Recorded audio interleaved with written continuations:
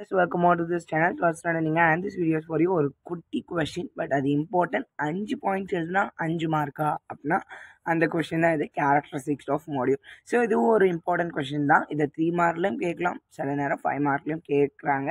So அதனால் பார்த்துக்கோங்க, ரொம்ப ஈஸியஸ்டான கொஸ்டின் தான். 5 கேரக்டரிஸ்டிக்ஸ் இருந்தால் அவங்களே கேட்பாங்க. நம்ம புக்கில் இருக்கிறதும் 5 கேரக்டரிஸ்டிக்ஸ் தான். அது 5 கேரக்டரிஸ்டிக்ஸையும் கரெக்டாக எழுதணும், தப்பாக எழுதக்கூடாது. So characteristics of the module. So module அப்படின்னு சொல்லும்போது ஒரு ஃபோல்டர்னு எடுத்துக்கோங்களேன். அந்த ஃபோல்டரில் இருக்கிற ஃபைல்ஸுடைய நேமை நம்ம மாடியூல்னு சொல்லலாம். அதாவது இந்த ஃபோல்டரில் இந்த நேம் இது என்ன பண்ணும், இந்த மாடியூல் அப்படிங்கிறது என்னென்னா, இங்கே ஆட் பண்ணு அப்படின்னு சொன்னோன்னா அதில் ஸ்டோர் ஆகிருக்கும்.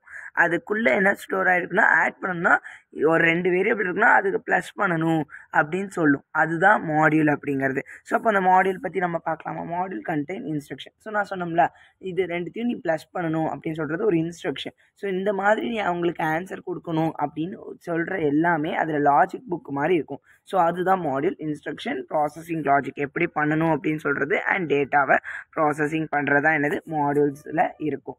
Modules can B separately compile and stored in library. So module அப்படிங்கிறது ஒரு ஃபோல்டரில் இருக்கிற ஃபைல்ஸ் மாதிரி அப்படின்னு சொன்னோன்னா, அதாவது ஒரு லைப்ரரியில் இருக்கிற ஒரு புக்கு மாதிரி. அதனால தான் என்ன சொல்லியிருக்காங்க, அவங்களாம் தனியாக தான் இருப்பாங்க அண்ட் ஸ்டோர்ட் இன் லைப்ரரியில் ஸ்டோர் பண்ணியிருப்பாங்க. Modules can be include in a program. So அந்த ப்ரோக்ராமில் நம்ம ஆட் பண்ணுன்னு சொல்கிறோம். அப்போது அது அந்த லைப்ரரியில் போய் அந்த புக் எடுத்து ஆட் பண்ணணும்னா ப்ளஸ் பண்ணணும் அப்படின்னு சொல்லலாம். அப்போது அதை ப்ரோக்ராமில் நம்மளால் இன்க்ளூட் பண்ண முடியும்.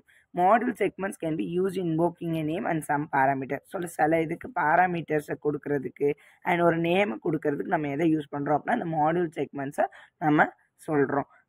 அதுக்கடுத்து என்னது, module segments can be used by other modules. So other modules மூலிமா மாடியூல்ஸை யூஸ் பண்ண முடியும். ஸோ இவ்வளோ தான் இந்த 5 கேரக்டரிஸ்டிக்ஸ். ஸோ ஈஸியாக புரிஞ்சிருக்கும்னு நினைக்கிறேன். மோஸ்ட்லி நான் கதையாக தான் சொல்லியிருக்கேன். அதில் எல்லாமே இருக்கும், இன்ஸ்ட்ரக்ஷன் எல்லா டேட்டாவும் இருக்கும்.